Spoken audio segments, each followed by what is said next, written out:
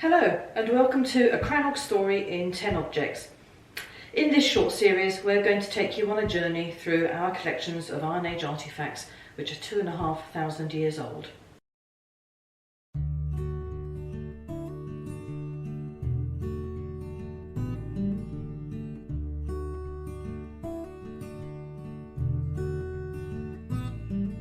If you haven't visited the Scottish Crannog Centre, you may be wondering what a crannog is. Well, throughout the Iron Age, society in parts of Britain became more structured around hierarchies.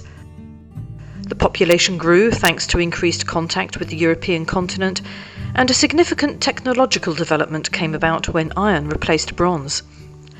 Scotland's landscape housed many self-sufficient farming communities, and the prehistoric people here developed unique building styles, including crannogs.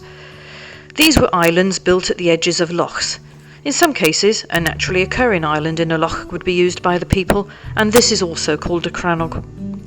Most of our collections come from an Iron Age crannog that was built here on Loch Tay in Perthshire around 500 BC, and this brings us to our first object in a crannog story. Wood was a valuable resource for the crannog builders, and it is the material that they most heavily used. They felled alder, oak, elm and willow trees and shaped them to create foundation piles, to carve small domestic utensils, and they even turned wood on a lathe. Many trees were used to construct the crannog.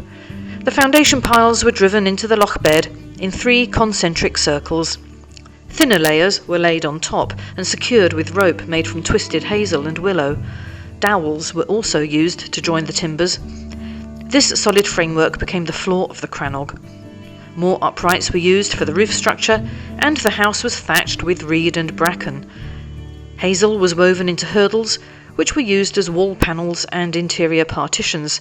The crannog dwellers had extensive knowledge of woodland management, and they knew the best wood to use for the right job. These are original 2,500-year-old foundation timbers from Oakbank Crannog here on Loch Tay. They are an impressive size and tool marks are clearly visible, showing where they've been pointed to make it easier to drive them into the loch bed. This smaller object is a smaller stake point. It is older and was one of a group of upright timbers which curved gently. We know from underwater excavations of Oakbank Crannog that this unassuming object probably formed part of the outer wall of the house.